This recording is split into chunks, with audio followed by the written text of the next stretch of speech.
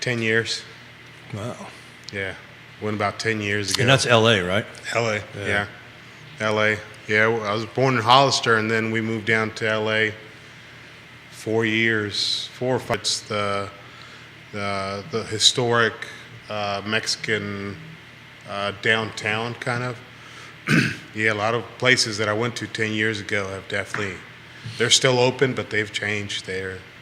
So what we're going to do is we're going to let Judah count us in on the intro, and we'll start live, and we're waiting for our partner in crime to show up. He's at a board meeting, so he's left us alone. Yeah. Hey, so I don't know if that's a good thing or a bad thing. Nothing good to come of that. So we'll let Judah call us in, and while we're doing it, just something to think about. This is a real estate show. I just opened up my Paragon for the first time, and there's only 25 homes that came on the market in the last 7 days. I don't think I've ever seen it that low. But we'll let Judah call us in, and then we'll do the 1, 2, 3, and we'll watch his fingers. And it would be great if Judah had a microphone in front of him. All right. We won't tell Jerry when he gets here. Yeah. We say you were fully prepped. Quiet on the set. Thank you, Judah.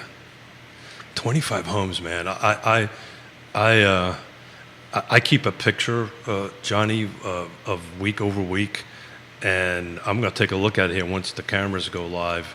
But I do not remember seeing that many small homes, less homes on the market. Good morning, everybody. Welcome to Real Talks with Keith Smith. If you're wondering why Jerry isn't calling you in, because he's in the middle of a board meeting. He left us alone, so watch out. But my guest today is Johnny Ornalis, brother from another mother, and we're going to talk a little bit about a couple of great restaurants that he is part of and owns, and one that he's getting ready to bring live to everybody, I think in January, but we'll let Johnny tell us that. And also I want to chat a little bit about Thanksgiving traditions. So once Jerry gets here and up and loaded and be able to watch the feed, if you got a Thanksgiving tradition to share, why don't you share it in the feed, and we'll talk a little bit about it. We'll talk about the Smith/Proci, which is my mother is Italian and my father is Scotch-Irish, so that's going to tell you a lot about how much fun Thanksgivings are. But Johnny, welcome. Good morning. Good morning. Good morning. Thanks. So we were talking in the run-up. You just came back from California. Just came back from Cali, yeah. We took a little, I took a little adventuring out to California. You brought River with you, didn't you? Yeah. I didn't get a call for bail money, so I guess it went okay. I had a little, safety. Yeah, a little stash hidden back. I went to Cali, and River caught up with me up there, and I actually did a lot of running around the first 2 days. Went into Superior equipment company there, and they walked me through the whole factory setup for tortilla machines and all that stuff. So it was good. But you also were doing some menu kind of We're doing tasting. some menu. Yeah, we're looking into, like we've said before, we're trying to bring some of the Cali vibe into Charlottesville. A little bit of home for me into home. We came back with some good ideas. They're doing a lot of stuff with drinks down there that we haven't seen over here. Unique things, not strange, unique. All right, I'm going to give it a shot. Mexicali? Mexicali. I'm going to write this down. Mexicali. There you go. So talk about the menu. What are you thinking you're going to do a little bit different there that we haven't seen in Charlottesville? Thank Thank you for doing this, by the way. Oh, you're welcome. There's very unique things. There's jackfruit is one of those things that I'm starting to experiment with. Well, what's that now? Jackfruit. I'm sorry. I may not be the only person that doesn't know that. On the set, I may be the only person that knows that. So it's a fruit. It's a obviously it's a prickly, large, thorny fruit, and it's called a jackfruit? jackfruit, and they use it a lot. I was introduced to it in Mexico, and in the tropical areas, and it's one of those interesting fruits that you taste it raw, and it's like you get all these flavors out of it. But I had looked at it before, and I ran into it there. And we're going to be doing some interesting things, some vegetarian options with jackfruit. So into like the tacos and different items there too. So when we last spoke, Yeah. you were in the middle of the renovation. So let's talk I about still that. am in the middle of So renovation. how are we doing? What's our next step? And when are we going to open up, you think? So I'm in the middle of the renovations, just like with everything else right now. Contractors getting them in. They're telling me December, January. So I basically wiped out my garage and threw all my tools in the truck, and I'm doing the renos. So we are pretty close to the front of the house. We're still looking into kitchen. Is not a whole lot that needs to be done. That's pretty much set up, fortunately. How many beer taps are you going to keep? We are looking anywhere between 10 and 12. So we're going to have 3 different stations in the bar. There's going to be 3 different bartenders. So each bartender is going to have their dedicated lines. That way we can try to keep flow moving in the bar area. And we're looking, I'm still pushing to try to, if we can do a soft opening before the end of the year. Ooh. And maybe I'm going to write that down. Yeah. And, maybe do a New Year's bash for everybody, All right. I'm in. I'm in. So that's what we're hoping for, and that's what we're moving for. I remember when we helped you open up El Mariachi in Zion's Crossroads, and it was funny. I was thinking of you and Stephen on Saturday. We watched our granddaughter over on Saturday, and we did our swap at Zion's Crossroads. And, it was late in the evening, whatever, but I drove by your restaurant, and it was slammed. They stay slammed on the weekends. So talk about that. Talk about why you think that was so successful out there. Zion's Because everybody was questioning us doing this. Yeah, Zion's Crossroads, it's growing. It's been growing, and there's that need as well. You got people traveling into Charlottesville from Zion's Crossroads, people driving into Zion's Crossroads for a certain time. I mean, the distribution center's there. There's there's the lumber yard back there, and there's multiple things. Hotels opening up. Hotels opening up. There's a new hotel opening up right across the street from us. So it was something we had set, especially my father. He had set his eyes on it for a long time. And it's just the need out there for a full-service restaurant, I think, is the biggest thing. They're still pushing, fast food out there. I think I've seen the Chick-fil-A food trailer out at the Lowe's parking lot out there. Did you see that also? It's funny. The same time that we were working on doing El Mariachi out there, I reached out to Chick-fil-A because there was a parcel nearby there that I was helping somebody sell, and they just didn't see the numbers. It's interesting that they got a food I think trailer. they're doing their investigation. Yeah. I think they're putting in. I looked into Chick-fil-A for a while, and they do about a 2 to 3 year investigation in the area, and I think that's what they're doing now. They've had the food trailer out there every day, I think, at the Lowe's parking lot. I did not right know now. that. But no, I mean it's busy out there. You get a lot of people on the weekend that are no longer coming into town, so they're just staying out there. And the holidays are horrible out there because It was 8 o'clock at night on a Saturday, and I needed to fuel up at Sheetz, and I couldn't find a spot. And that was, so I'm very happy for you guys. I think you're working your tails off down there, but congratulations on doing that. What is this, year number 3? Yeah, this is year number 3. Wow, we just turned into year number 3. So we're going to move over to Thanksgiving a little bit, and when Jerry gets here, we'll kind of talk a little bit about this craziness that I'm looking at here in the real estate market at the moment. But so what is a traditional Thanksgiving meal or setup in your house? Mine is very different. I'm curious. Yeah, ours is not it's more non-traditional. Okay, got it. We didn't start with Thanksgiving until we got here to Virginia. Really? Honestly, out in California, it was Christmas and that was about it. Over here, with the change of environment and everybody, Charlottesville is a little bit more close, I guess, together as opposed to California. That's when we're like, oh, okay, well, so we're going to celebrate Thanksgiving. But I mean, to us, I think we've done turkey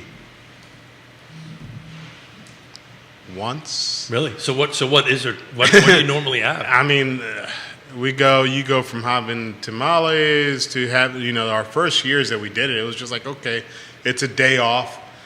Everybody family cook get together. But that's kind of a family thing. But everybody get together and cook something. But that's like a Sunday for you. Yeah. That's really, it is with my family, right? Yeah. I mean, it used to be what Sundays used to be for us. Now we're so busy that, So your family here, when you get together on a Sunday get together, how many people is it? It used to be more. Everybody's busy now with the restaurants. Oh. So before, I mean, holidays, yeah. Holidays, Yeah. it used to be above 50 people at the house. Yeah. There you go. That's what it used to be. And it used to be a carry. I mean, you started, for Thanksgiving, you started in the morning and you were done like at 2 a.m., And then the next morning you're reheating before everybody goes off to work. Yeah. So in Christmas, let's not even start there. That's the whole Christmas. Well, that's a couple of days, right? So do you Yeah. celebrate Christmas on Christmas Eve or Christmas Day? Christmas Eve. There you go. Into Christmas Day. Yeah. We used to do the whole stay up till midnight and then presents, and now we've kind of changed a little bit. But Thanksgiving now it's kind of short and sweet because it's just like we know the next day we have to go to work. That's right. You only get one day off. We only get one day, so it's kind of like sleep in, make something to eat. Now we've downsized a little bit, especially after COVID, and kind of everybody starts kind of doing their own thing as well. So extended family. So now it's just us, my brothers and our family members there. So But that's big enough as it is. It is. That's 25 people, I bet. probably, yeah, pretty close to it. So I have 13 nieces and nephews, plus I'm the oldest of 5, right? So I have significant others and all this kind of great stuff. So our normal just get together on a Sunday, we used to do it every Sunday, now we do it once a month because the same thing, everybody's busy, everybody's got different lives. But we're 25, that's on a light Sunday, and we rotate it from house to house because we're blessed. Everybody's around us to go ahead and do that. But because I'm half Irish and half Italian. Okay. So we have lasagna every Thanksgiving. So we have either fried turkey and baked turkey, and then we have lasagna. So there's usually a split in half. There's the Italian side that has this Italian setup, which is usually like a lasagna, setup on it, and then on Thanksgiving it's the traditional whatever turkey and all that stuffing and all that filling in. Yeah, we don't. Like I said, we've had turkey maybe once, and I don't think it got eaten. Pretty hard to put that in a taco, right? Yeah, Turkey. Well, you got so many other things, the salsas, the carnitas, tamales, and it's just like you look at the turkey and you're like, yeah, I might get a piece later on. So I moved here in 87. You came here in 88. Yep. So what do you really love about this area? I know this is businesses here in Formia, but Jerry and I have been talking about this forever. There's people coming to the area. They've always been coming to the area. The area median income is pretty high. It's $123,000, and we maybe get into that a little bit later today, but on the show. But what is it that you love most about this area that makes you want to stay here? And let's face it, you've invested your whole lives in 2 restaurants in here, one out in Zion's Crossroads and one here on downtown right next to the flats over there. So what's driving you to do that, my friend? First, family drove us here because of the Guadalajara empire that they created here in Charlottesville. And I think it's just the way Charlottesville received us. It's I'll talk as about far that. as business-wise. It was it was hard. And as far as coming from California, and Charlottesville wasn't that. I would say it was diverse, but it wasn't ready for some of the diversity that was coming in. I had a German ESOL teacher teaching me English. Let me get this straight. You had a German? It wasn't my wife, was it? No. Okay, you had a German-speaking person trying to teach you how to speak English. Yeah. Is that person around still? Maybe she can help me, or he can help me. Mr. Hein. Oh yeah, we don't want to go there. I We can't don't want to remember go what there. it was. We don't want to go there. But yeah, I mean, it was school system was rough on me. I learned I had to learn English very quickly because California. I went to Spanish speaking schools. So how old were you when you moved here? 12. So it was a tough task, and then we didn't know the area as well, so we moved. Some of the areas we moved into weren't the nicest either for the first couple of years until we could establish here in Charlottesville. But it's one of those places. It's odd because you can't really explain Charlottesville. It's like you come here, That's and funny you you should can't. say that. You can't leave. You want to leave. But you can't. You can't, and you don't. And then if you do end up leaving, you end up coming back. It's funny. We do a fair amount of traveling, Yeah. Yona and I. And when you tell people where you're from, and they ask you to explain Charlotte, everybody's heard about Charlottesville, but you try to explain it. It's a very difficult thing to explain. It is difficult. It is very difficult. So how do you explain it? I just told you I couldn't. No, I mean, there's so many. Well, we got to. There's so many things, with the university and the small town vibe, and then you have all these breweries and vineyards, and it seems like there's always something that you can do. Me and my wife, we've looked at when we go to like larger cities like Richmond, DC, and now that I went to LA was just like a thing. I showed up and it was like I told my wife, I was driving around, I was like, I don't know where I'm going, but I don't feel like I'm lost. There's not that thing that you go places. Sometimes you have the GPS on and you're constantly driving. You're just like, where am I going? You felt accepted, Yeah. right? But you also felt accepted here, right? Yeah. So Jerry and I have been talking about this, and I'd love it from your perspective on it. So from 2020 until now, so year 2020, year 2021, the area median income was flat. But from those 2 years to now, there was a 30% increase in the area median income. And and thank you for doing this. You're sponsoring a once a month show that we're going to be focusing on the Hispanic home buyer and the Hispanic community. But talk about it from your perspective. That jump up, from your community's perspective, from that jump up, how is that impacting the folks in your community? It's impacting in a way. I think that they're having to adjust, but in the community, in the Latino community, I feel like they have always struggled and known how to survive. Yeah. So, and especially with housing and how a lot of families live together, and I think it has affected them, but not as much as it has other people, where they're not used to collaborating with each other and making things function.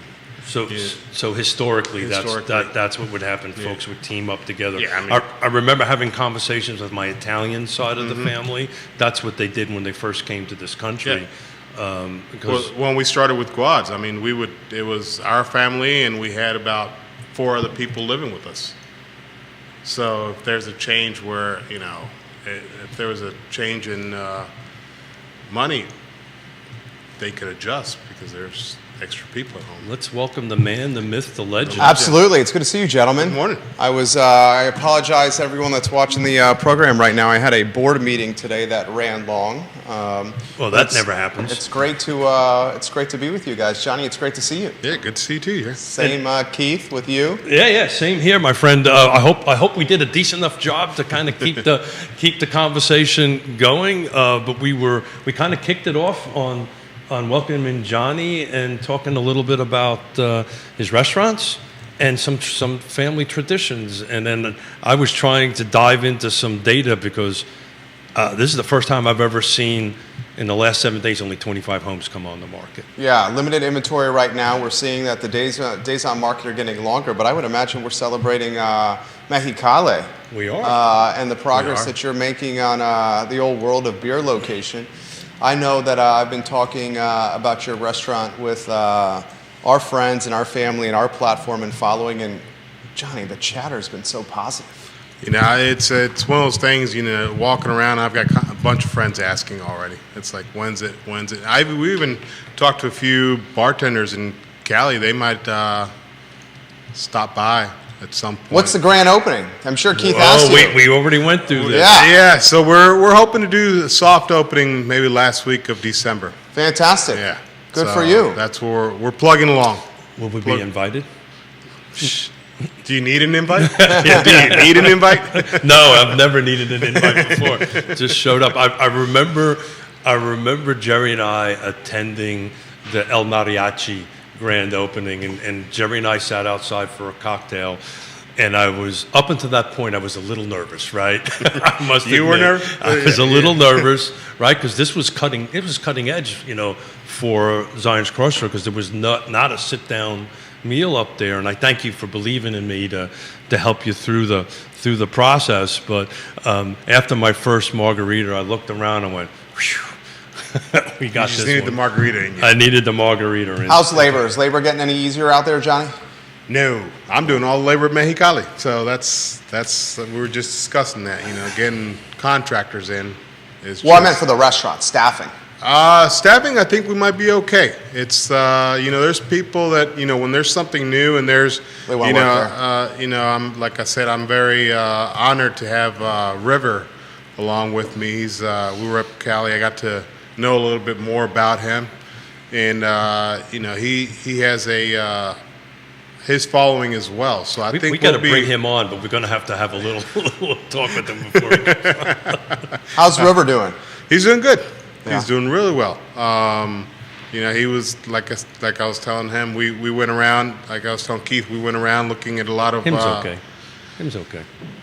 A lot of artwork, street artwork, In California? In California, That's yeah. awesome. Walking around, a lot of different bars that were unique, and we're trying to drag that some into Mexicali. Nice. Trying to bring that vibe in. So we're keeping the stage. Yes, So we're let's keeping talk- both stages. Both stages. You outside got an and indoor inside. and an indoor. So talk about that. What's the game plan for that? We're trying to have, like we said, we're trying to do a lot of local stuff. So if we can get a lot of local music coming in, I'm not going to be picky. If we can get Keith over here some karaoke, man. Keith doing karaoke. That sounds awesome. No. Get a couple shots of mezcal in him. That we should retune our bet to have it that whoever loses it, the one that we made the other day, has to show up and play a little, sing a little karaoke. Trust me, nobody ever wants to see. We want your business to be successful, Johnny. You don't want Smith singing there. No, but yeah, we want to keep some local musicians in the area. Get them moving along. We know that after COVID, that's been a hard plug-in for a lot of them, but get some exposure as well for us there. But you don't have that at El Mariachi, right? No, we don't. Yeah. And it's kind of not set up. With the sections there at Mariachi, it's kind of hard. Mexicali, it's a lot more open. Mm-hmm. We have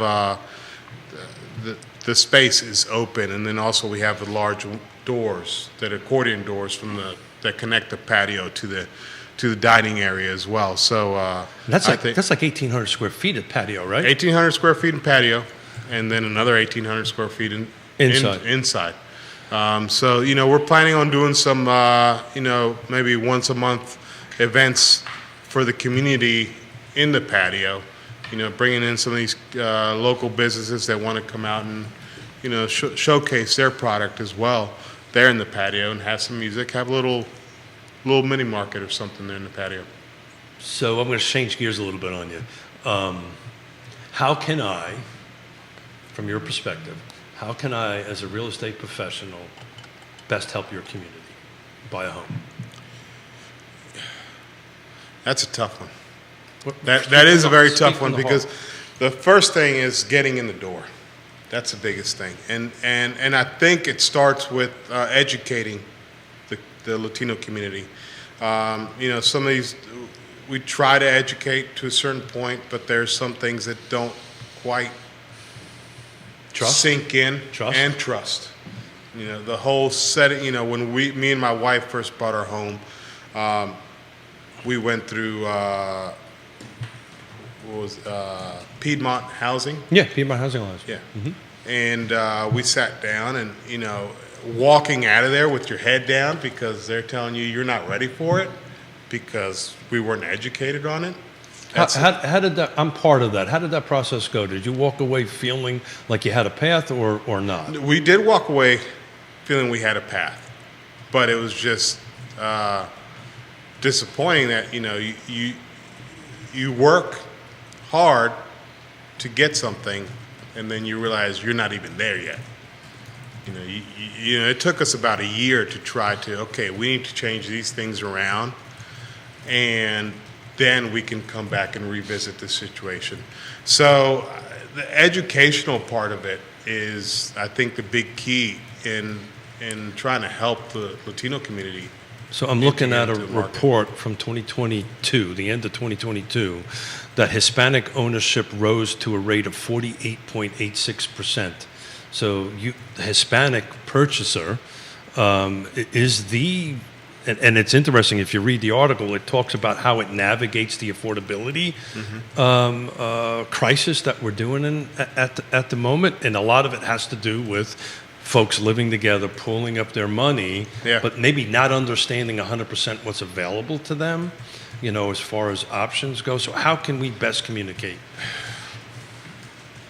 I think what it brings down to, I think it's just going to, some of these communities and some of these events that, I went to, I got my other COVID shot the other day, and I went down to Southwood.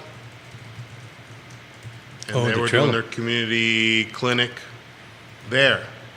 And I think it's tag teaming maybe with some of those events that they're doing to be able to talk to them and converse with them and, maybe not jump in and say, hey, do you want to buy a house? Of course. Hey, are you interested in? And we can try to navigate you. The hard thing sometimes, though, with Latinos is you can say that, but then getting their trust to trust you that you're not trying to snag them into something else. So it's very interesting because that's very similar. The similar topic we're talking about is very similar with first-time home buyers, pretty much across the board. I can see where the Hispanic buyer is definitively more cautious, for lack of a better term. But really, in my line of work, if you're first time I'm meeting you, and if I start talking about buying a house, then I'm not doing my job, right? I need to start discussing, what's in your life, right? The who, what, when, and where, and build a relationship with you and a trust in you. I mean, it's kind of like what we've done, right? Yeah. Over time. But, let's face. And I think some of the, a lot of people fear. I've got a lot of employees and everything that don't have bank accounts. Wow. Because they don't trust. And they listen. The thing with the Latino community too, a lot of times they listen to what's happening around and don't get the correct information about why it's happening.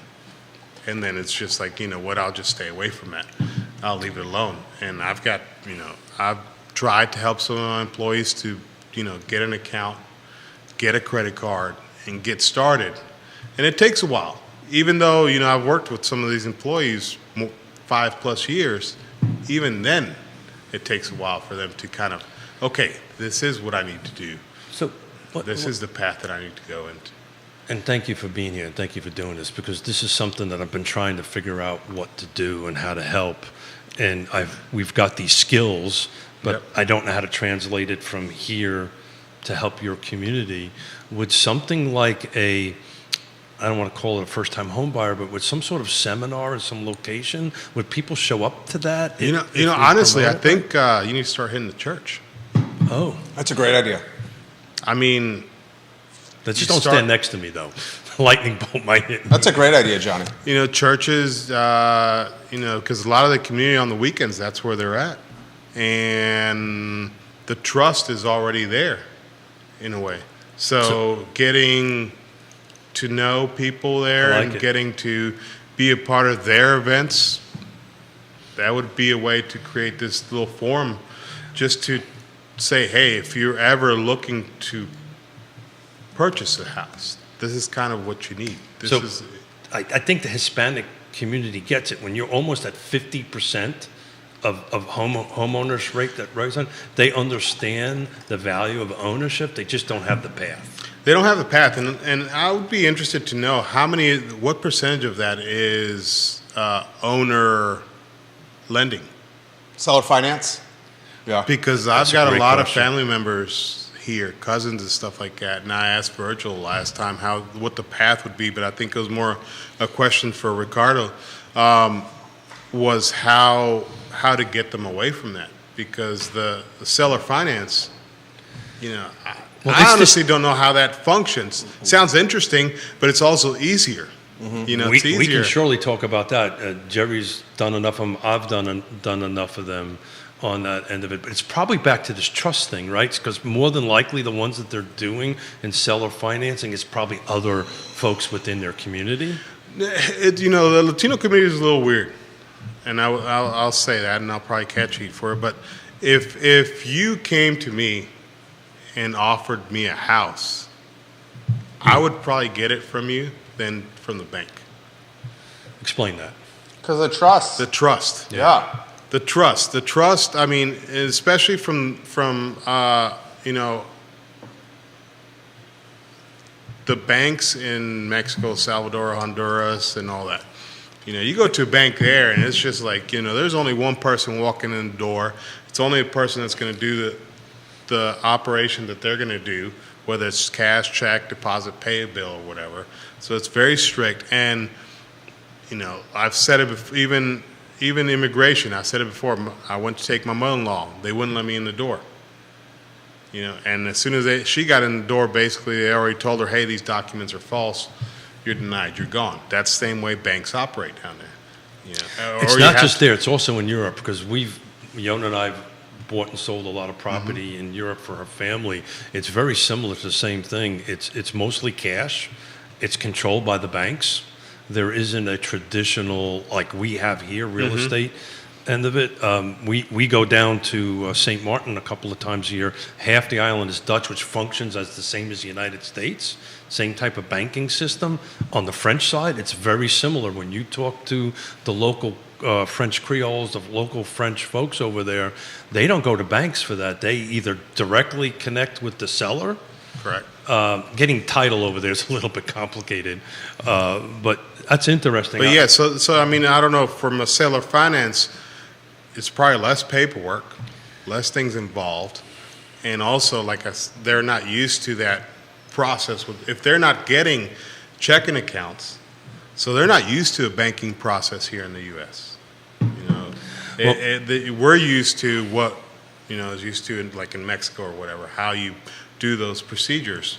But here, if they've never navigated in there, they don't have that trust with the banks.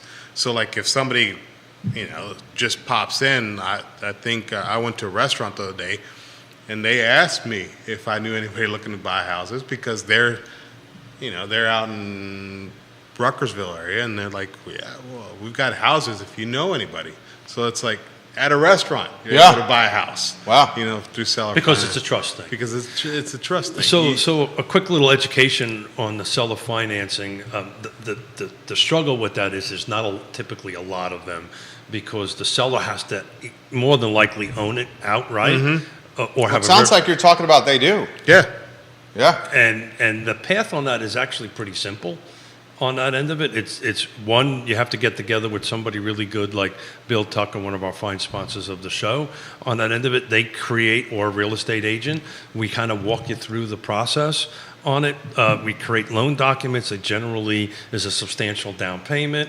The interest rate's generally a little bit higher than what's out on, you can get on the open market. Yeah. Not always, but typically. Not always. Not always. Yeah.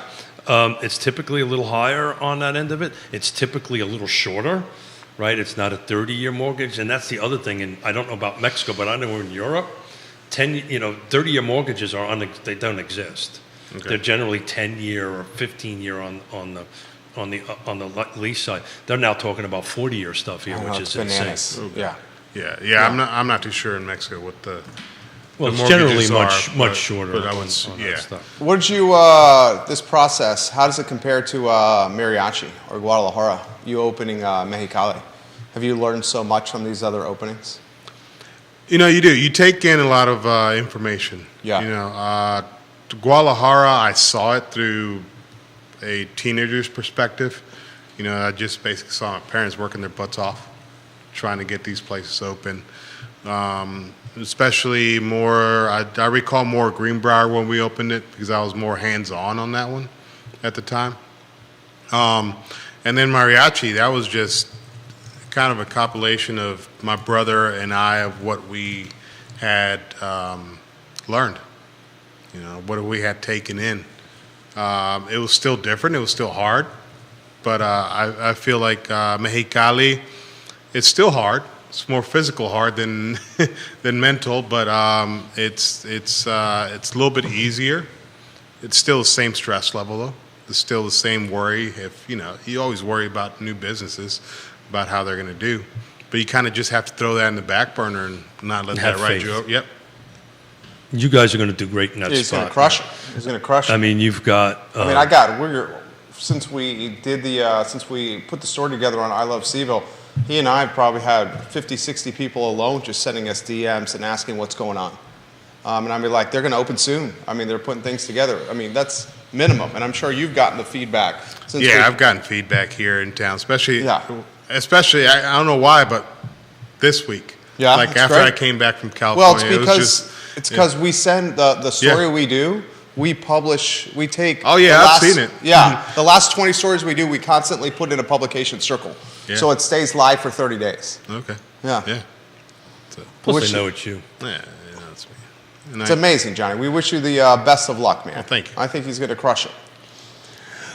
So we're back on Thanksgiving. Because I'm now trying to figure out this Ornalis Thanksgiving meal. So turkey's not so much hot. Turkey's not hot. Not Turkey's hot on not it. hot. So Yeah, talk it's, about what does the spread look like? My dad is very faithful to doing some ribs. So he usually does more of a spice rib. Smoke type. them or No, just in the on the grill. Covers them up and grills them up, and then you have your salsas and your tortillas and your. We do have now with the younger kids. We do have our mac and cheese. Yeah, and Americanized. mashed potatoes. Yeah. But that's kind of as far as your chicken tenders for the ones that don't eat. Especially like my youngest daughter. That's all she eats is chicken tenders. So. your parents, right? How did it? And it's funny you should say that you brought up this Americanized. So when we have conversations with my family that came from Italy or from Ireland, looking at our kids and our grandkids, the Americanization of it. How does that conversation go? Are they happy about it? Are they not? No, I mean after it wasn't so much a huge change. I guess it's been a slow change over the years, for my parents. So being here. Working in Charlottesville, and then I kind of didn't really pick up a lot of on the Americanized vibe because I grew up in California, and I grew up with them I guess, used to their struggles and where they were working, because they worked in farms, in agriculture areas, doing pecans, almonds, and all that, bell peppers and all that. So, but with my younger brothers, it kind of started to sink in a little bit. You know, they were kind of, and my youngest brother was 2 years old, I think, when we moved here, Stephen. So, Hold Stephen. Steve is, you're going to put me on hotspot now. Oh, no, no, don't do that. He's 36. Okay. 36, yeah. So they kind of, you know, we kept our culture pretty strong. So they kind of mellowed into it. And now, of course, our kids, we're still kind of trying to hold it strong. We don't stress out too much on it. But you do get more of the American kind of. So the reason I bring that up is Yona is a naturalized citizen, and believe me, it took us almost 20 years for her to become a naturalized citizen. Folks who've never gone through that do not understand long path. how difficult that is. But it was very important to Yona and I that the kids never lost their Austrian heritage, and so much so they speak German, and we used to send them back there to go ahead and spend time with the family. And there's certain traditions, we're talking about it, and it's a Christmas tradition, and we'll just get this out, and Lenny freaks out, my father freaks out. Pop. So in Europe, Germanic countries, they put actual candles on trees. Oh. Yeah. That's bananas. That sounds like a fire waiting to happen. and this is a thing, and it happens. And the funny thing is, our oldest daughter and our youngest daughter are following that tradition. We're all going to have, fire extinguishers and all that stuff. But Johnny, I just wanted to kind of get, Jerry and I was going to wrap up the second half of the show. I just wanted to kind of bring you in and thank you for everything you're doing. Thank you for what you're sponsoring the show, and also thank you for helping your community. This whole church thing really got me my head spinning, and I think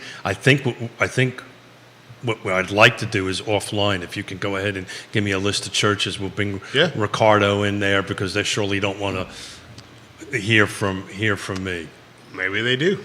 You'd be surprised. Robert Mosby giving you props. Johan Torres, Ellie Lopez, Troy Robinson, Juan Sarmiento says he can't wait for you to open. I mean, so many comments on the feed about this. Johnny, you are beloved in this community. Well, thank you. Yeah, I love the community too. Juan says, tell Johnny thank you for bringing Latino owners to the forefront of Charlottesville. Troy Robinson, who's in the food game, says Seville is 5 different ecosystems. Yep. Is what he says right there. 5 different ecosystems. Yeah, I like that. Troy, we got to get you on the show one day. Johnny, thank you. Yes, sir. Yeah, absolutely. Johnny Thank you, Ornelas, guys. guys. We're going to talk about the fact that we got no houses to buy. That's good. Mexicali. We cannot wait for Mexicali to open, guys, in the Old World of Beer location. Judah, if you go to the studio camera and then a 2-shot, he was absolutely fantastic. Keith Smith, inventory even tighter, my friend. It is even tight. Thank you, brother. Thank you. I just did some quick math. I'm sorry, but I've got this whole church thing running through my head, because I really want to figure out how we can help the Latino or the Hispanic community. I just looked at this same week last year, we're 30% off. Last week we had 64 houses that came on the market. We've got 25 that are on now. So look, I think the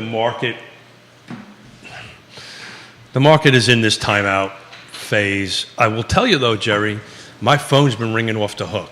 So our activity of buyers being interested in finding out the market and what's going on in the market is upticked. I don't know if any other real estate agents that are watching out there are seeing that, but we're upticking big time. Thank you, Johnny. Appreciate it, brother. Thank you. So that's unique. That's something we haven't seen in the last couple of weeks, and the conversation's generally wrapped around, is this a good time to buy? So I don't know what that is. I think maybe it's this fact that the mortgage rate's been stabilized a little bit. It hasn't jumped up. It hasn't gone down much over the last few days that it did about this time last week. So this seems to be a pent up demand of buyers. But when I'm looking at 25 houses coming on, this inventory is just getting worse and worse. So more buyers, less homes. Considerably more buyers, considerably less homes on it. We were looking at numbers from 2020 to now that were about 63% down in volume. I'll bet you when we run the end of November's numbers, I think that percentage is going to be higher when we add this extra month. I've been looking at this religiously for 3 years. I don't ever see I've never seen 25 homes come on the market. Maybe somebody on there can chime in and correct me if I'm wrong, but I've never seen in the last 7 days that low. Do you expect more after Christmas though? Maybe it's the holiday lag right there.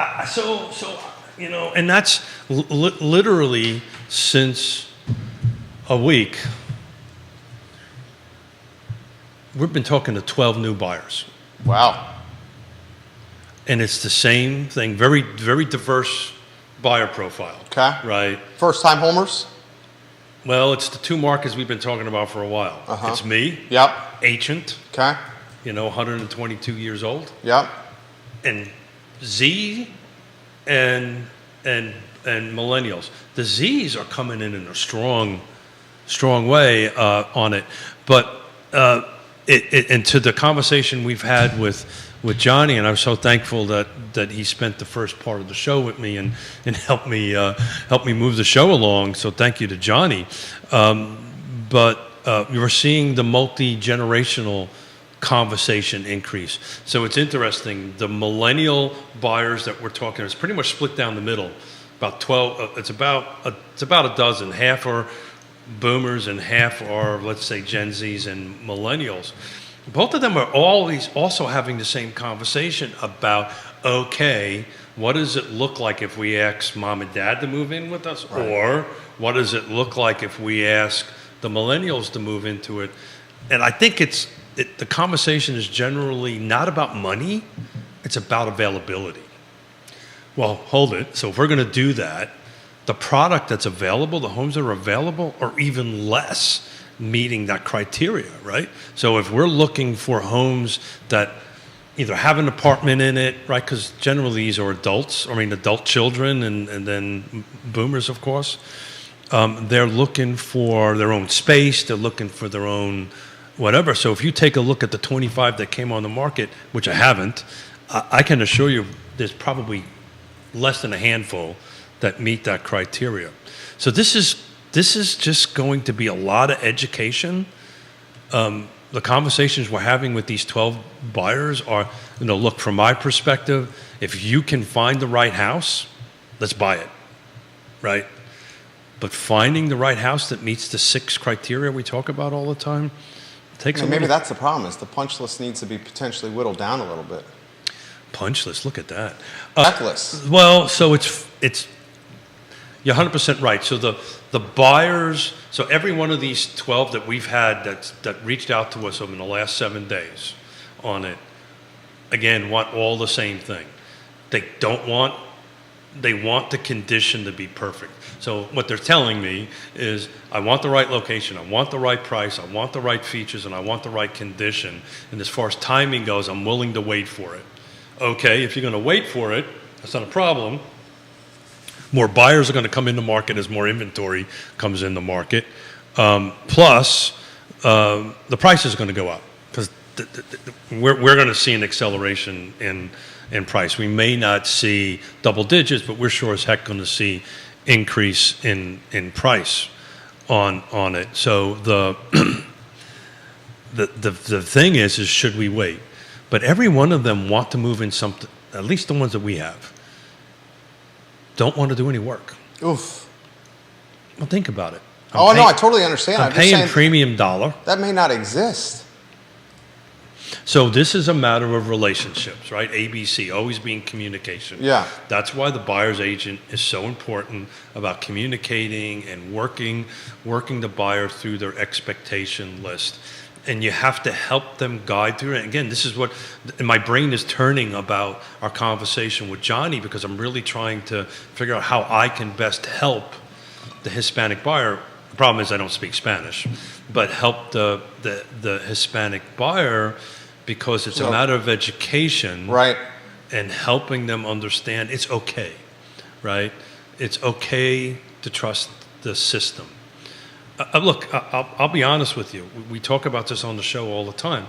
We lost everything had from 2008 to 2010, right? I don't keep a lot of money in the bank, because guess what they did when things went bad? They took everything out of our accounts. So I get that understanding of it.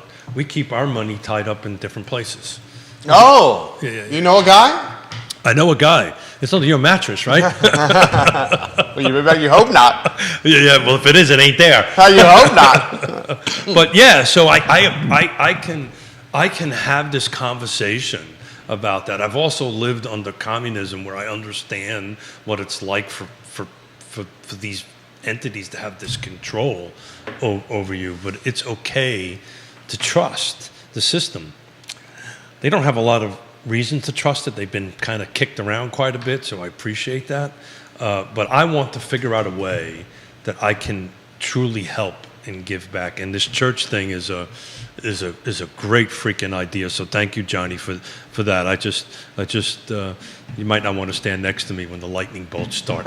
Well, no, you should go. Oh, come on. Start hitting. You should go to the church. I don't know. It's mostly Catholic, and I'm Catholic, and I can't tell you the last time I went to confession. So Woody Fitcham, hello. Hey, Woody. Gary Palmer, hello. Vanessa Parkhill, James Watson, Kevin Higgins, Jamie Turner, Lisa Costello, hello. Welcome to the show.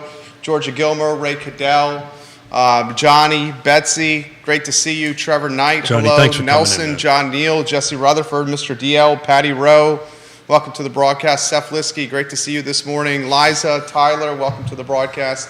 30% off the same week. That's just blowing my mind. Give them the stat again. So last 7 days in our car footprint, only 25 homes came on the market. The same week last year, because I learned how to figure this thing out, is, hold on a second, let me make sure I get the right number in my trusty cards. Trusty cards was, hold on, Smith, 67. So we went from 67, sorry, I apologize, 64. 64 to 25, which, according to my trusty spreadsheet that I've got here on the computer, is 30% difference. And you still think it's a good time to list right now? I do. Can't use the word but. Oh, by the way, Miss Yvonne Weidel is taking a real estate exam this morning. Oh, fantastic. So Good we luck. need to Yvonne. keep our His fingers daughter's crossed. getting in the game. She's taking her state exam today. So anybody out there, please get some good vibes and wish her luck, because she's going to be a good one. But it's got to be in the right now. Location always matters. Micro location really matters right now.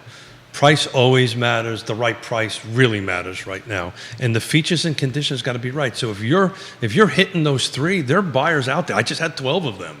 If there was the right house that met all their criteria, they would put contracts in it. They're just waiting for something else to happen. And the conversation that we have to have, Jerry, with them to navigate them, okay, we're at the right location, we're at the right price, we're at the right features, but let's talk about the conditions. Okay, so is it a paint job, right? Or is it a new HVAC? Is it something that we have the skills and the tools to help you through that? Or is it a full kitchen reno? Is it something else that has to be done to help the house? And I can see how at this point that would scare somebody. So we have to help navigate the conversation and help them move through the process and say, okay, look, if anything, we're very honest and direct, right? So if we don't do this now, that is cool, right? We get it, we understand it. I think if you buy this house now, there's maybe $25,000 worth of work, right? Because I'm in the business, I can pretty much ballpark something pretty close right now. If you wait 6 months, is it going to cost you $25,000 more? And oh, by the way, you might still have to put, because the product is probably not going to increase, the type of product is probably not going to increase from now. So if you're ready to do it, it's always a good time. This one's a very good question here. Thomas Baker watching the program, and he says, for Keith, why are the homes that are on the market right now just not moving? We all check out Zillow and the various real estate apps, and it's clear the inventory is not selling. Yeah, so... He's basically saying there's buyers, why aren't they selling? Yeah, buying. Why aren't they buying? Yeah. Right, yeah.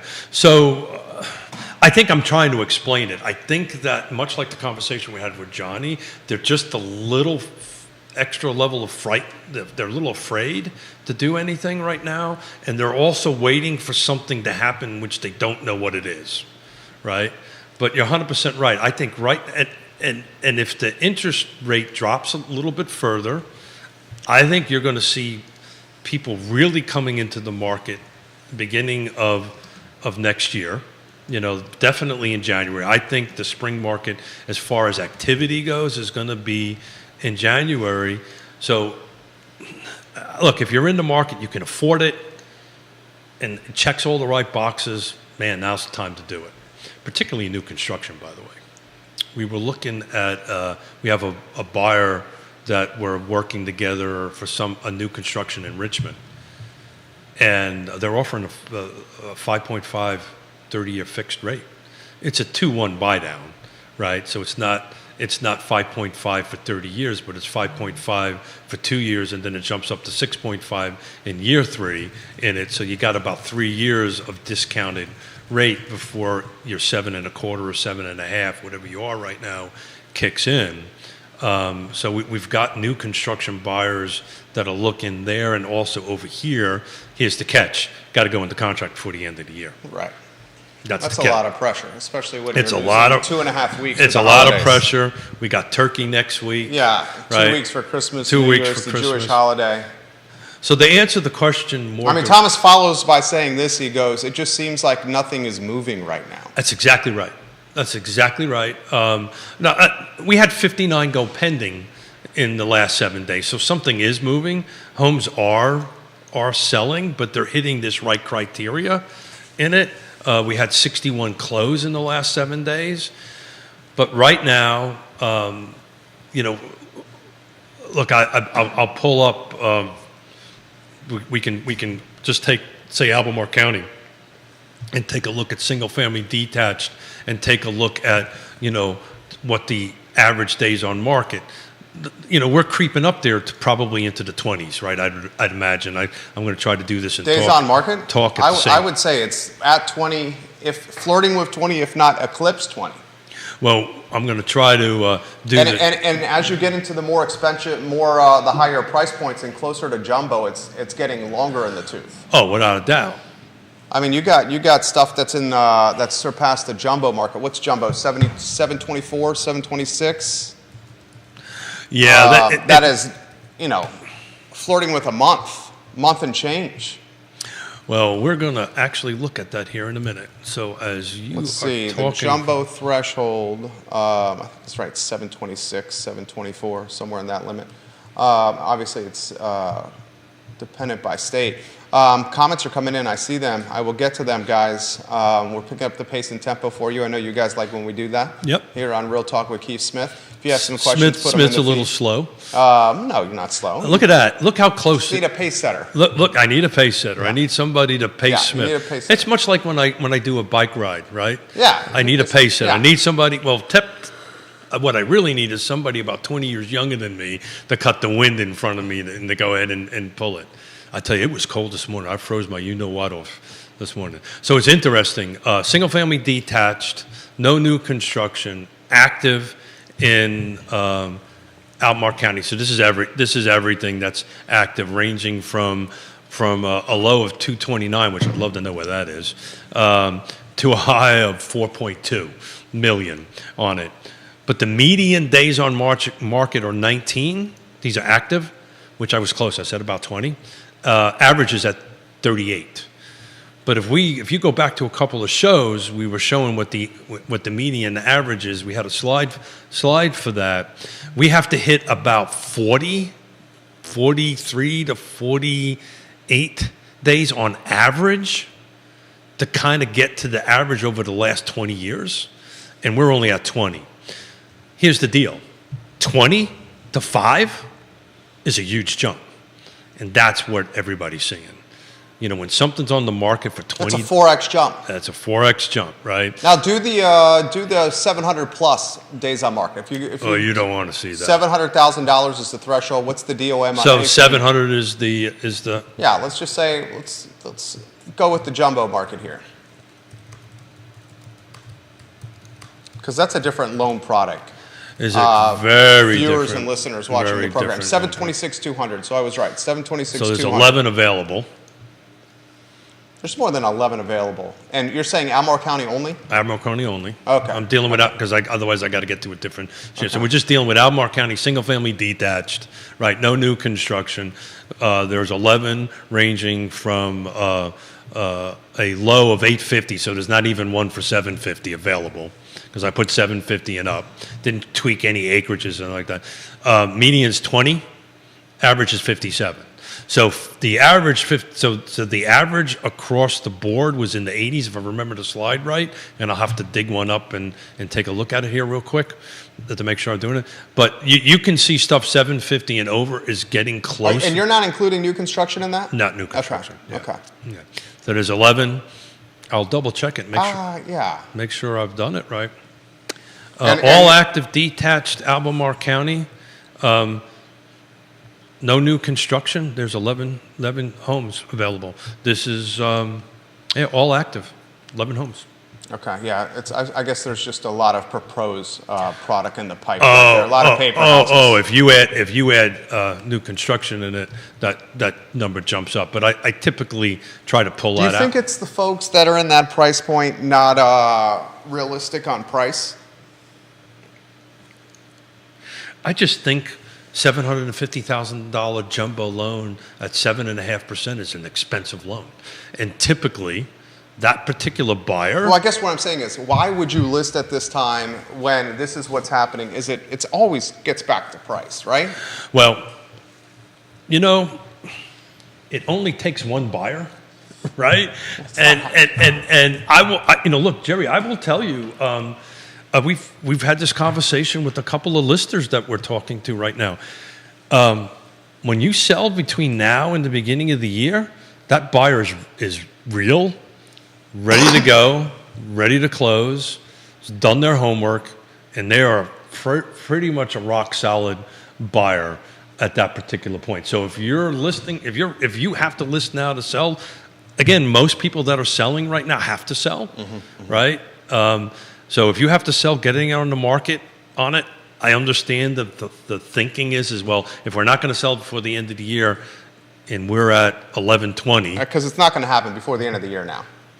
a cash deal. A cash deal. If I put something on the contract tomorrow, A or loan Friday- deal. It's not going to close between now. No. With the holidays, I think that's a push and a stretch. Well, there. That's going to be really tight. Well, if there's some loan officers watching, I'll bet you any amount of money they'll tell you that they can close it because appraisals are happening in a week now instead of You're 2 or saying 3 a weeks. home someone sees right now goes under contract. You're saying you're willing to bet that a loan deal, a non-cash deal, can close before the 31st close of business. I think so, but it has to be in the next couple of days.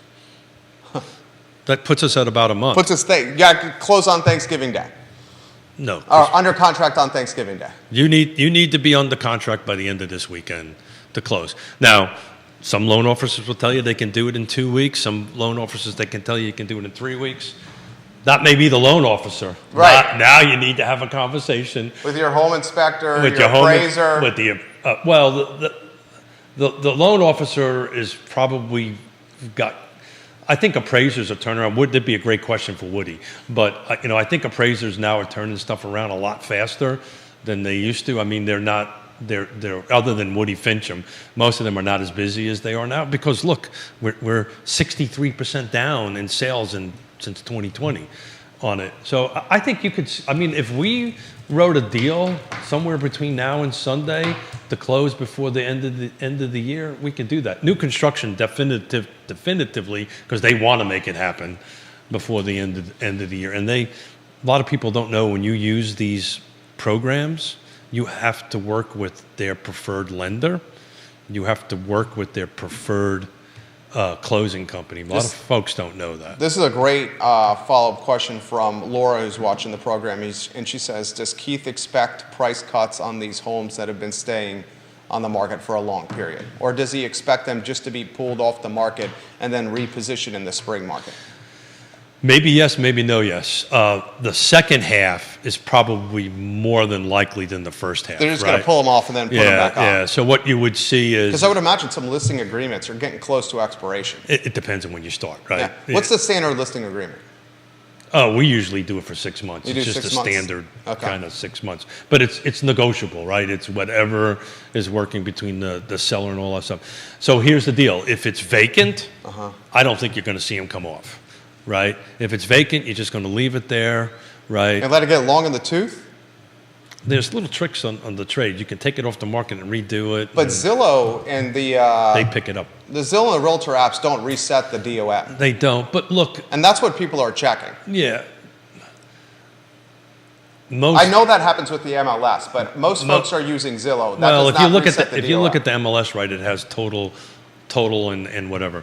So look, I think at this point, between now and the end of the year, DOMs is really not going to matter, right? Because everybody, if there's a buyer out there to buy the home that it's in the right location, price, features, and condition, days on market really is going to make a difference because it's slow, right? Everybody understands it's slow. I think we're back to a normal Christmas cycle, generally between the beginning of November, first couple weeks of November for sure, to somewhere around the end of January, mid-January. Everybody kind of typically takes a pause. Back to the vacant and non-vacant, right? So if right now, if the home is occupied, more than likely, they're going to say, okay, and they don't have to sell. I mean, they're not in an urgent that I got to get a contract tomorrow on the home. Pull it off, enjoy the holidays, put it back on. I think that's good update. And when would you put it back on? Right now, I put it back to after the first, immediately after the first. Oh, wow. Yeah, there is no spring market anymore. I think COVID fixed that. And you don't think we're going back to a traditional market where we're going to be, you don't think so? If the phone calls I've received in the last 7 days is any indication of it, and these conversations are okay, interest rates are flat, Yeah. going down a little bit. We talked about this. Okay, let's see what's out there. And if I find something that checks all my 6 or 10 or 12 boxes, we'll jump on it. If not, then we're just gonna wait. And then we start having conversations, and 9 times out of 10, over time, their priorities change a little bit, and then we kind of relook at it. But at the moment, all our buyers that we're dealing with, we're kind of getting back to where it used to be, where you would spend months, if not sometimes a couple of years, helping buyers through the process. I told you last show we had a thank you from this neurosurgeon, brain doctor, that he was going to wait, and I kind of, through conversation, I don't want to use the word convinced, but he came to the conclusion maybe we ought to do this, and he was super thankful because he was at just around 6.25 on his 30-year. And the house that he bought, there's some homes that recently closed in the area that were substantially higher, same particular home that he had. So we saved him on the mortgage, and we saved him on the purchase price. Now, he was ready, willing, and able to do it, right? And he made the decision to pull it. We helped guide him through the process, but he ultimately made the decision to go ahead and pull the trigger. So, if there's a home out there of our meager 25 that just popped up this week, this may be the time to do it. Keith Smith, Yes Realty Partners, dropping dimes and knowledge today. on this program. Johnny Ornelas was fantastic. Yeah, Johnny was great, and Johnny, thank you for coming in and Especially when I'm a little late with the board meeting today. and helping. It was funny. I was telling Judah, it's kind of weird. You know, I'm coming off a couple of boards. I know. Well, I mean, it's the board for the building. Got it. Yeah. Got it. Yeah. Well, you are the board. Yeah. Right. So 11:27. Absolutely. Thank you for coming in and saving my butt on the second half of the Our pleasure. show. And I saw the agents jump in when we started doing that back and forth right there, which was a pleasure, guys. And I'm always excited when the agents watch the property, watch the show. So Wednesday, Yeah. we're We're thankful for. that's exactly what we're gonna focus on. So anybody who's watching or listening, it'll be Jerry and I. What we're thankful for. We may be having some headgear on. That's Very nice. A little bit different than what we normally wear. But, I love wearing the headgear. So we're gonna chat. No spandex? Maybe from the camera down. Whoa! That's a topic for you and Yona. No. My winter biking gear is actually neoprene. Oh, okay. And we need to get your daughter back on to talk about the flip book of a new agent. we're going to do that, but I don't want to jinx her. Right? Okay. I His want. daughter's taking studying for taking the test today, right? She's taking it. I think as we speak. Fantastic. Best of luck. Yeah. So we're excited about it, but I've learned a long time ago that sometimes being the helicopter dad is not a good thing. Okay. I Little learned space. I learned a long time ago that sometimes giving a little bit of space is a good thing, which is, I can't tell you how difficult that is for me. But, not being a helicopter dad was a struggle for me. Keith Smith, job well done. Thank you for Judah coming. Wickhauer, job well done. Thank you for having the cameras ready. I'm Jerry Miller. This is Yes Realty Partners' finest, Keith Smith. The show is Real Talk, and it's archived online at realtalkwithkeithsmith.com. Please pull down the partner tab, help support the partners that we have on it.